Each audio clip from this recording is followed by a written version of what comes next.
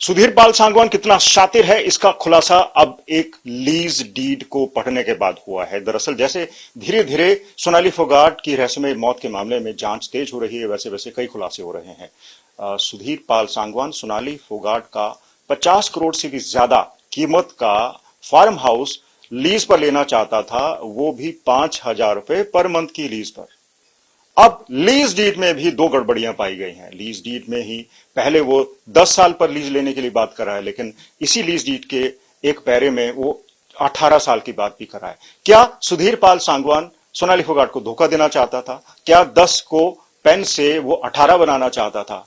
इस पर ज्यादा जानकारी के लिए हमारे साथ इस वक्त सोनाली फोगाट के एडवोकेट राजेश बिश्नोई मौजूद हैं। विष्णु जी, सबसे पहले तो ये बता दीजिए कि ये जो लीज डीड है, ये इसकी कहानी है क्या? इसकी कहानी ऐसे है सर, जैसे ही सोनाली जी का ये डेथ हुआ तो सोनाली जी की सिस्टर वहीं साथ रहती है, सोनाली जी के बिल्कुल बगल में। उन्होंने बताया कि ऐसे ऐसे हम गोवा जाने से पहले, वो 10-15 दिन पहले हम एक बार तहसील में जाके आए थे। तो उनके परिजनों, जो भाई है रिंकू डाका, उनके माइंड में थोड़ा स्ट्राइक हुआ, भी हो सकता है कुछ प्रॉपर्टी का करने गए हो। उन्होंने फिर मेरे को कॉल किया, उस वकील से फिर मैंने संपर्क किया तो पता लगा कि एक डीड लीज डीड कैंसिल हुआ है, एक वो नया करवाना चाह रहा था और एक कोई डॉक्यूमेंट है जो वो सेम डे करवा के ले गए थे। तो जो बचे हुए दो डॉक्यूमेंट थे वो मैंने उस वकील से, मेरे मुंशी को कह के मंगवाए थे।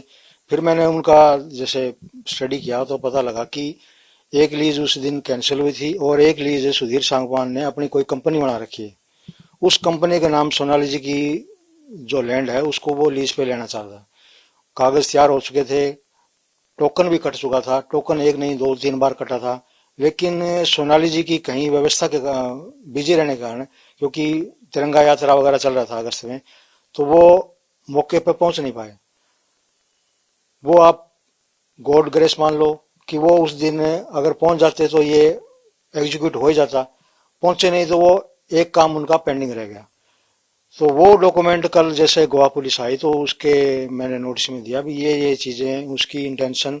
और उसमें भी एक नई चीज आई कि ऊपर जैसे लीज पे उसने 10 ईयर के लिए लिख रखा है और जब लास्ट में आया तो उसमें 18 साल का। अब वो कोई क्लरिकल एरर थी या कोई इंटेंशनली थी, ये तो अभी जांच का विषय है। वो इस बात का खुलासा सुधीर सांगवान ही कर पाएगा ज्यादा। तो मैं, जो मेरे पास डॉक्यूमेंट थे वो मैंने पुलिस को हैंड ओवर कर दिए हैं और बता दिए। आज गोवा पुलिस कंसर्न तहसीलदार से रिटर्न में लेगी कि क्या कुछ उस दिन वो करवा के गए हैं, क्या कुछ उनका अभी पेंडिंग है, वो अब गोवा पुलिस रिकवर करेगी सर। अब आपने कहा कि एक डॉक्यूमेंट जो है वो पंजीकृत भी हो गया है, कौन सा डॉक्यूमेंट को बता सकते हैं? वो सर वो साथ ही ले गया उस दिन सेम डे, उसका भी खुलासा नहीं हुआ वो डॉक्यूमेंट क्या था। वो अभी कंसर्न तहसीलदार के पास गोवा पुलिस जाएगी, वो ही बता पाएंगे कि उस दिन क्या हुआ, कितने हुए, कितने पेंडिंग है। उसकी जानकारी अभी वो कंसर्न तहसीलदार ही दे पाएगा। राजेश बिश्नोई हमें बता रहे थे कि सुधीर पाल सांगवान एक बार नहीं बल्कि 3 बार ये कोशिश कर चुका था। उसकी एक जो लीज डीड थी उसको रद्द किया जा चुका था, एक को पंजीकृत करवाने की तैयारी चल रही थी और एक लीज डीड पंजीकृत भी हो चुकी है। आखिर ये कौन सी लीज डीड है? क्या वो लीज डीड इस फार्म हाउस से संबंधित है?